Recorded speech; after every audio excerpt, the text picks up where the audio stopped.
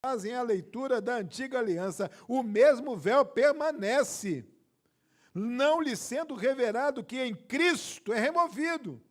Mas até hoje, quando é lido Moisés, o véu está posto sobre o coração deles. Quando, porém, algum deles se converte ao Senhor, o véu se lhe é retirado. Ora, o Senhor é o Espírito, e onde está o Espírito do Senhor, aí há liberdade. E todos nós, com o nosso rosto desvendado, contemplando como por espelho a glória do Senhor, somos transformados de glória em glória na sua própria imagem, como pelo Senhor o Espírito. Meus irmãos, há uma expressão usada por Paulo nesse trecho da sua carta aos Coríntios, que é de causar impacto em todo mundo que estuda a palavra. Paulo escreveu assim: não somos como Moisés. Era de se esperar que dissesse: sejamos como Moisés, sigamos Moisés, imitemos Moisés. Mas o que ele diz é: não somos como Moisés. Em outras palavras, não olhe para mim como se eu fosse Moisés. Não me compare a Moisés. Não me julgue por Moisés, porque eu não sou como Moisés. É uma palavra dura, pastor. Palavra difícil. Afinal de contas, por que o apóstolo Paulo deixa claro na sua carta para os Coríntios que ele era diferente de Moisés? Por que ele fez questão de pontuar isso? Pois até hoje, o que nós encontramos pessoas fazendo questão é dizer: olha, eu sou parecido com Moisés. Eu tenho uma fé, eu quero ter uma fé como Moisés teve, eu quero ser um líder como Moisés foi. Mas não foi assim com Paulo. Paulo disse para os coríntios: olha, não me confundam com Moisés, porque eu não sou Moisés. E eu não quero ser Moisés. E eu não quero imitar Moisés, e eu quero andar diferente que Moisés andou. Por que ele fez isso? É nessa trilha que eu quero convidar os irmãos a andarem comigo nesta tarde. Por que Paulo escreveu com tanta ousadia esta palavra sobre o grande Moisés? Moisés não vai ficar pequeno nesta tarde, meus irmãos. Ele só vai ficar mais real para nós. Eu vou começar com Êxodo capítulo 32. Meus irmãos, no livro do Êxodo, no capítulo 32, está acontecendo um dos capítulos mais extraordinários da história do povo de Israel. Moisés sobe o Monte Sinai e tem uma experiência inigualável. Não há registro nas Escrituras de qualquer experiência comparável àquela que Moisés teve com Deus no Monte Sinai. Ele sobe o Monte Sinai, o povo de Israel fica no vale, sob a liderança de Arão. Deus fala com ele. Meus irmãos, é um tempo de profunda intimidade entre Deus e Moisés. Vai marcar todo o relacionamento de Deus com Moisés durante toda a vida desse homem. Basta lembrar aos irmãos que quando Deus percebeu a irmã e o irmão de Moisés numa atitude inapropriada com Moisés, Deus chama a atenção de Miriam e Arão, dizendo assim: quando eu quero falar com vocês, eu uso Moisés, mas com Moisés eu falo face a face. Meus irmãos, essa relação profunda nasce aqui no Sinai. Nada mais, nada menos, o texto em Êxodo 32 diz que o próprio Deus faz tábuas de pedra. Ele fez. Deus fez, diz a palavra aqui. E o próprio Deus escreveu nas tábuas de pedra os 10 mandamentos. Deus escreveu. Se você ler Êxodo 32, você vai ficar sabendo que Deus fez as tábuas de pedra. O texto não diz como ele fez, mas diz que ele fez. E diz que Deus escreveu. Não diz como. A história está cheia de filmes, imagens. Como foi isso? Um raio desce do céu e escreve. Um anjo faz isso. A Bíblia não diz como. O que a Bíblia diz foi que Deus escreveu. Aleluia. E agora Moisés está ali com 2 tábuas de pedra, feitas por Deus, escritas pelo dedo de Deus, pronto para voltar ao vale e dar prosseguimento à sua liderança. É o obreiro voltando para a obra. Moisés não queria sair dali mais, não. Você ia querer sair dali? E Moisés está gostando de ficar ali. E quem não ia gostar de ficar ali? E chega uma hora que Deus fala assim, Moisés, está na hora de você descer. Mas, Senhor, está na hora de descer porque o povo que está lá embaixo já se corrompeu.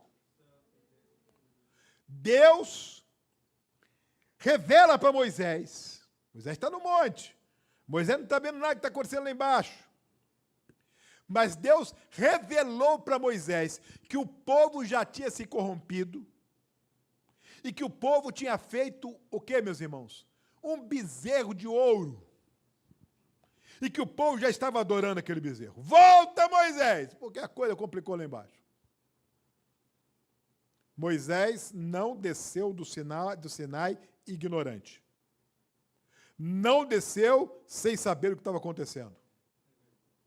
Não desceu iludido. Não desceu enganado. E não desceu completamente fora da realidade. Desceu exatamente por dentro de tudo que estava acontecendo. Deus revelou para ele. Porém, estranhamente, em Êxodo 32, nós vamos encontrar um versículo muito interessante. Se você abriu aí a Bíblia, você vai ver em Êxodo 32, no versículo 15, que quando Moisés volta, ele tem as tábuas que Deus escreveu nas mãos. Olha o que está dizendo, olha o que está escrito, e tábuas escritas de ambos os lados, de um e de outro lado estavam escritas. Tábuas, as tábuas eram obra de quem, meus irmãos? De Deus. Também escrita, era a mesma escrita que Deus esculpia nas tábuas. Mas olha o versículo 19. Logo que se aproximou do arraial, viu ele o bezerro e as danças, então, acendendo-se-lhe a ira, arrojou das mãos as tábuas e quebrou-as ao pé do monte.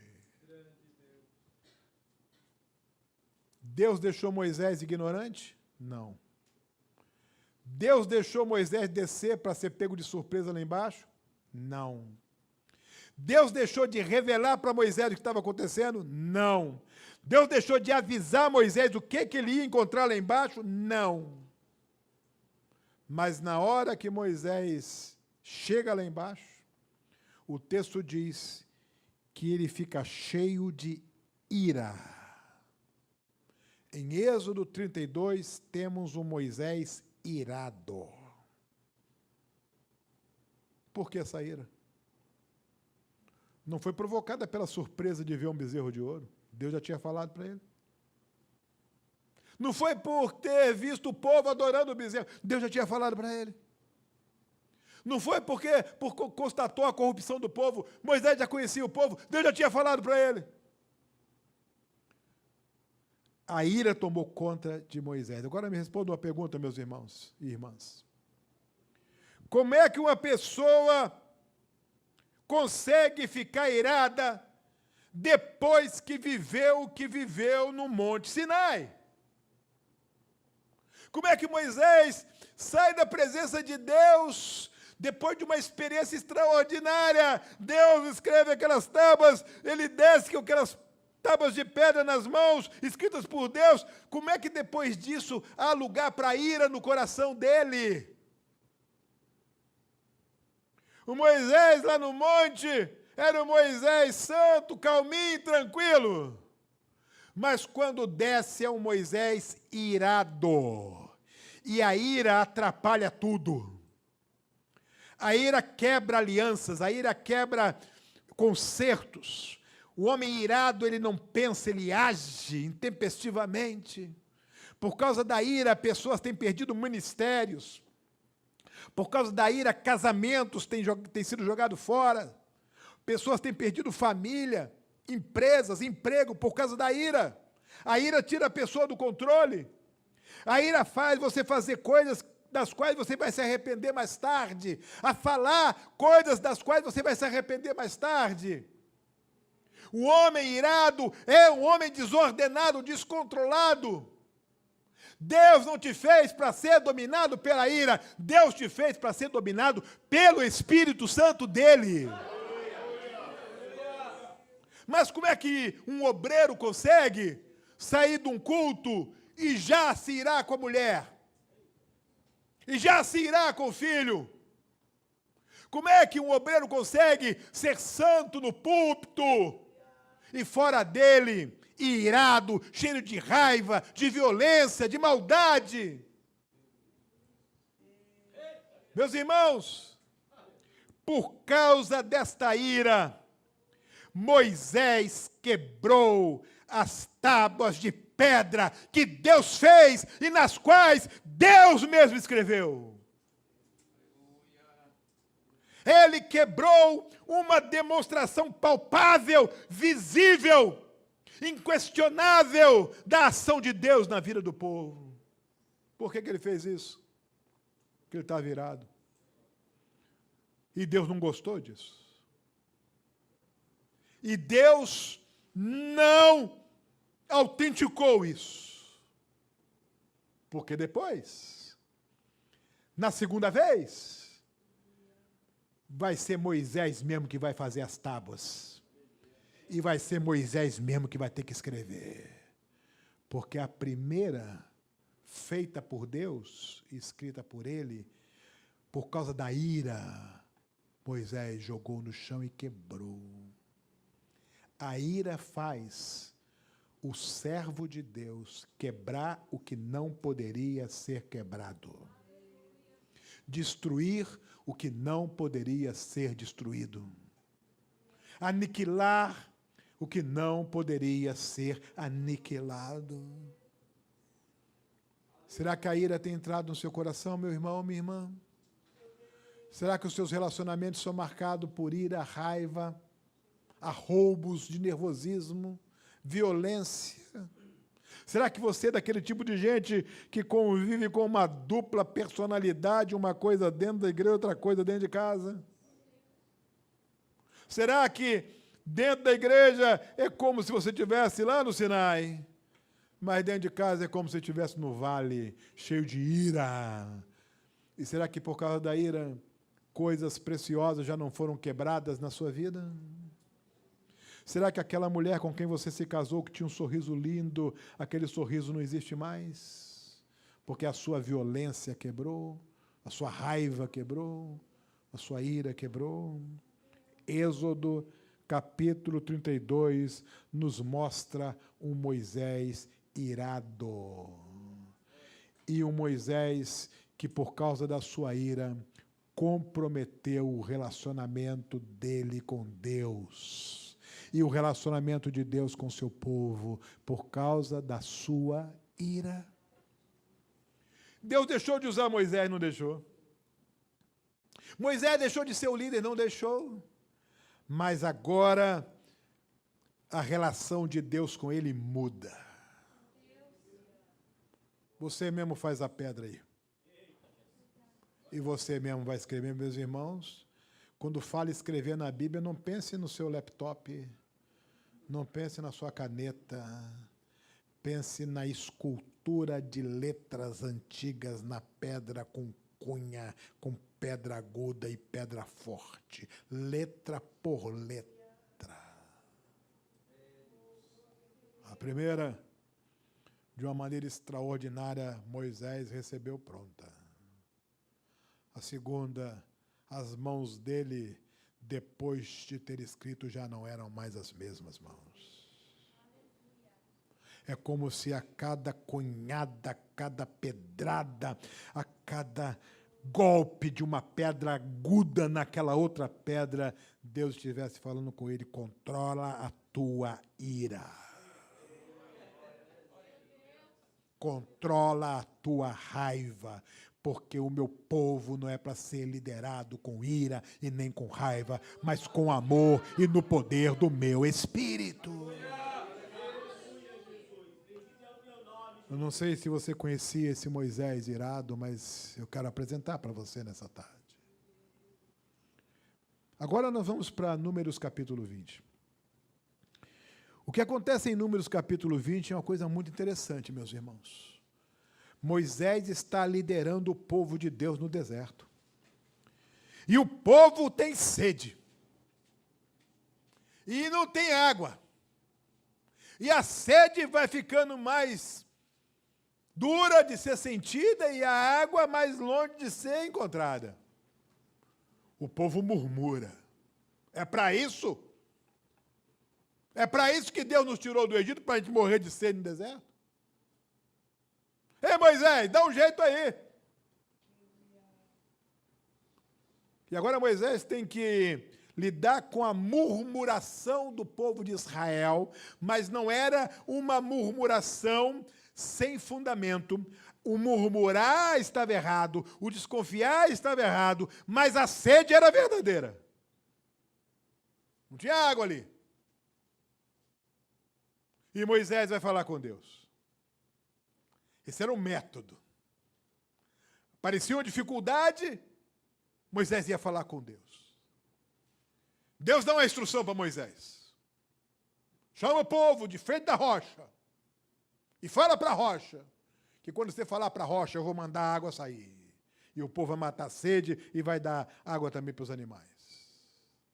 E estava tudo bem. E o Moisés, gente boa, estava tudo certo. Mas Moisés sempre estraga tudo. Quando Moisés ouve aquela palavra, Moisés vai colocar em prática um plano diferente. Ao invés de reunir o povo na frente da rocha e dar uma ordem para a rocha sair água, Moisés faz diferente. Moisés reúne o povo e, ao invés de falar com a rocha, faz um discurso para o povo. Deus não mandou falar para o povo.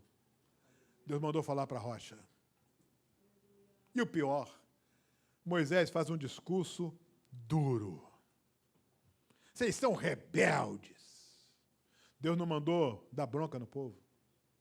Deus mandou falar para a rocha. Casa rebelde. Deus não mandou esbravejar com o povo.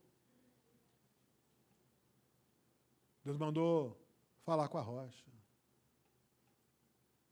Mas Moisés não quis perder a oportunidade do povo reunido para fazer o discurso dele.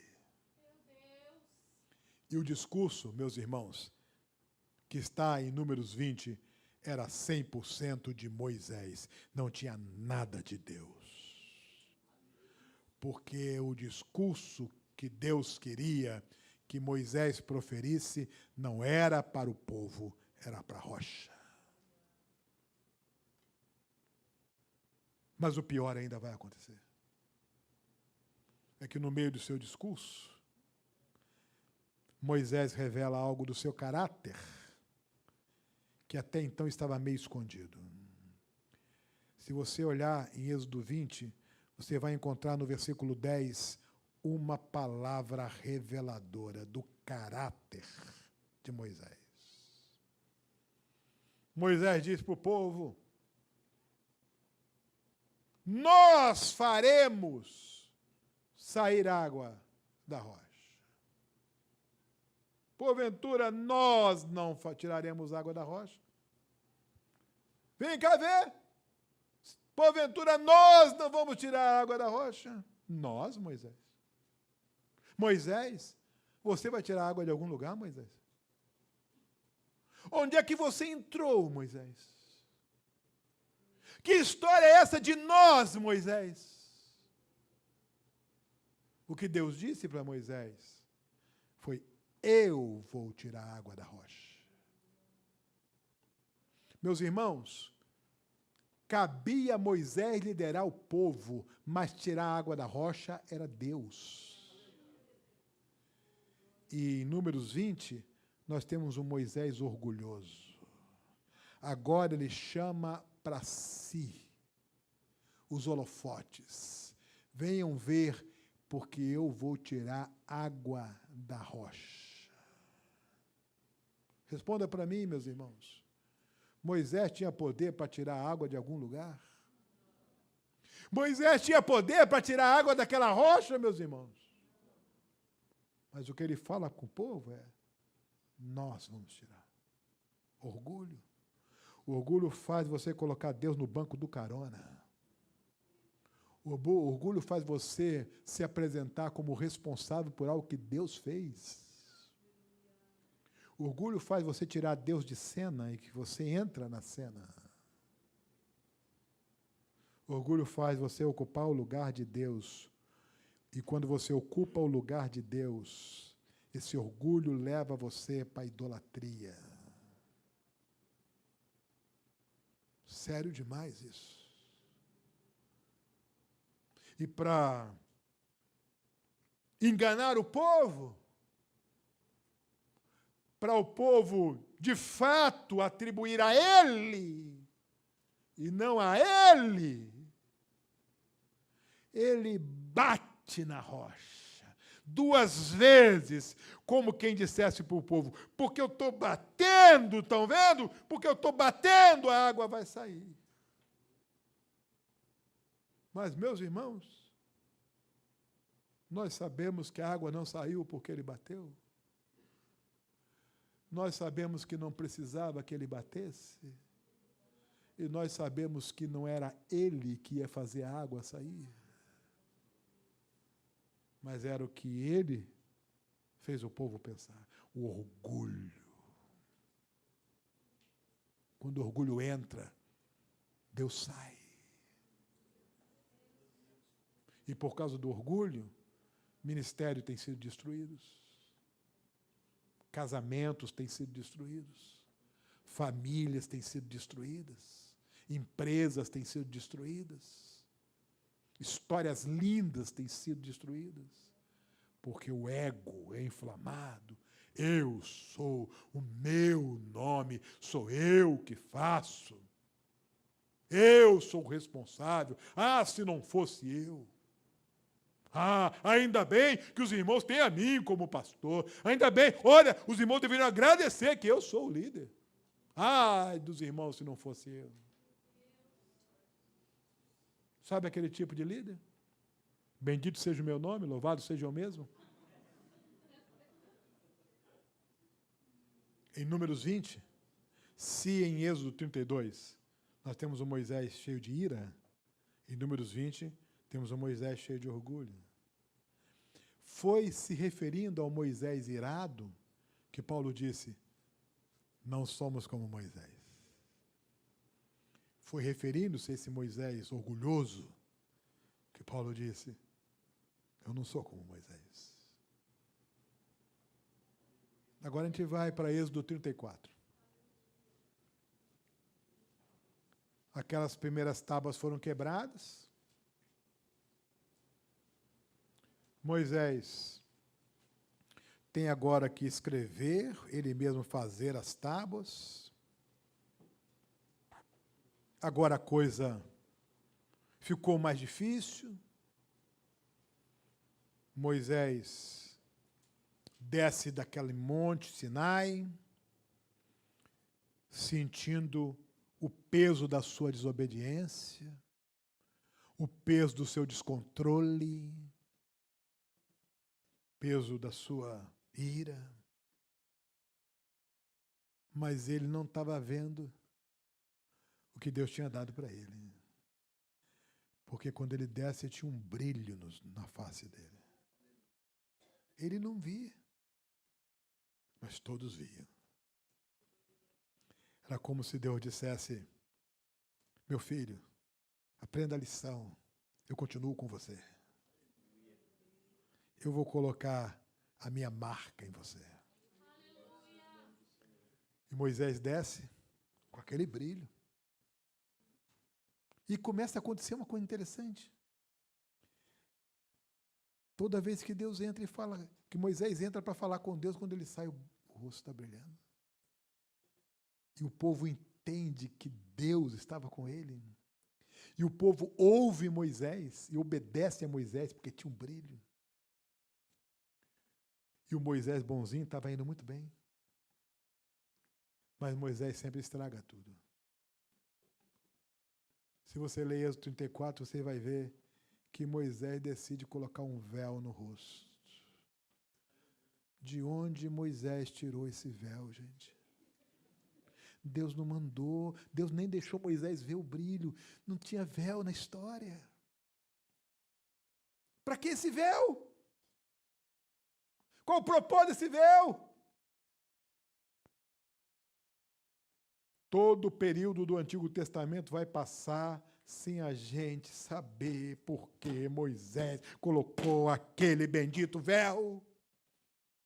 E quem vai revelar para nós é o apóstolo Paulo, no texto que lemos em 2 Coríntios. Paulo vai dizer que ele colocou o véu para que os israelitas não percebessem que não tinha mais brilho. Em Êxodo 34, temos um Moisés manipulador. Se eu coloco o véu, todo mundo fica achando que tem brilho. Mas não tinha mais brilho. Isso é manipulação. Quando eu escondo a verdade do povo. Quando o povo olha para mim, mas não vê a verdade, vê o véu. Quem vai revelar, meus irmãos, o motivo do véu vai ser o apóstolo Paulo. E o apóstolo vai dizer: esse véu está impregnado na religião dos judeus, na cultura dos judeus, e esse véu só sai quando ele se converte. O único poder para arrancar esse véu é a conversão genuína, é o novo nascimento. A religião coloca o véu. Cristo tira o véu. Mas o interesse do manipulador não é Deus mais, é o povo. Tudo bem se o povo continuar pensando que tem brilho. Ah, meus irmãos, é muito forte isso. Porque às vezes o povo não vê o seu pecado, seu adultério, sua mentira, seu roubo, sua desonestidade, porque o povo está vendo o véu. Porque você está manipulando o povo. Mas a notícia é que o fato do povo não ver que o brilho acabou não muda nada diante de Deus. Porque Deus sabe quem você é por dentro, quem eu sou por dentro. Deus nos conhece, meus irmãos. E Deus não gosta de líderes manipuladores. Líderes que parecem ser o que não são. Líderes que passam uma imagem completamente longe da realidade. Que enganam as pessoas. Se em Êxodo 32 temos um Moisés irado, Se em Números 20 temos um Moisés orgulhoso, em Êxodo 34 temos um Moisés manipulador. Meus irmãos, é sobre esse Moisés que Paulo escreve aos Coríntios: não somos como Moisés. Não somos ministros da ira, somos ministros do amor. Não somos ministros do orgulho, somos ministros da humildade. Não somos ministros da manipulação, somos ministros da transparência e da verdade. O que eu e você podemos aprender com esse Moisés? O que você, obreiro, pode aprender com esse Moisés? O que cada um de nós aqui pode aprender com esse Moisés? É que o exercício do ministério para o qual o Senhor nos chamou precisa necessariamente ser realizado numa pauta diferente desta pauta de Moisés. Nossa liderança precisa ser firmada na pauta do amor, da humildade e da verdade. É nisso que consiste o fundamento do ministério: amor, humildade e verdade. O amor, disse o apóstolo Paulo, é mais importante que a fé e que a esperança. A humildade abre todas as portas. E a verdade liberta os cativos e salva os oprimidos. Que nesta primeira reflexão, nessa escola bíblica de obreiros, entendamos o que Paulo disse, mas não apenas entendamos, recebamos. E no exercício de maturidade espiritual, olhemos para Moisés não como um homem perfeito, mas como um homem cheio de falhas, cheio de imperfeições, mas que servia a um Deus que nunca desistiu dele e que caminhou com ele e que esperou com longanimidade o processo de amadurecimento dele. Enquanto a ira dominar o seu coração, você vai destruir coisas preciosas. Enquanto o orgulho dominar o seu coração, você vai viver um ministério com Deus de escanteio. Enquanto esse desejo de manipular, de enganar, de ludibriar, dominar o seu coração, você nunca vai ser um mensageiro da verdade e da transparência. Mas se, por outro lado, olhando para Moisés, nós aprendermos a lição com os erros dele, nós vamos dizer, como Paulo disse, nós também, pela graça de Deus, pela misericórdia de Deus, nós também não somos como Moisés. Talvez você não possa falar isso, porque talvez você seja, porque talvez você esteja sendo. Mas, meu irmão, minha irmã, se você não puder falar isso, você pode falar outra coisa. Você pode dizer: eu não quero mais ser como Moisés. Abaixe a sua cabeça. Feche os seus olhos. Meu irmão, minha irmã, abaixe a sua cabeça e feche os seus olhos. Meu irmão, minha irmã, abaixe a sua cabeça, feche os seus olhos. Não é hora de fazer nada agora, de mexer em lugar nenhum, de providenciar nada. Agora é hora só de abaixar a sua cabeça e fechar os seus olhos. Eu não vou fazer um apelo. Eu vou fazer uma pergunta. Se Deus trouxe você aqui nessa tarde para tratar com você, e se esta primeira palavra que Deus tem trazido aqui está tratando com a sua vida, pastor, Deus está tratando comigo aqui agora. Onde você está, fique em pé no seu lugar. Nós vamos orar. Se Deus está tratando com você, fique em pé. Deus está tratando comigo. Deus abençoe. Deus abençoe. Deus abençoe. Pode ficar em pé. Deus está tratando comigo, pastor. Ah, é tão difícil ficar em pé, pastor. Mas eu admito que eu preciso ser curado da ira, da raiva, da violência. Meu irmão, minha irmã, Deus tem poder para curar. Eu preciso ser curado do orgulho, da soberba. Pode ficar em pé em nome de Jesus. Deus abençoe, Deus abençoe. Pode ficar em pé. Eu preciso de cura, pastor. Eu sei, cada palavra que foi pregada, eu sei o que está acontecendo na minha vida. Deus também sabe. A mentira na minha vida.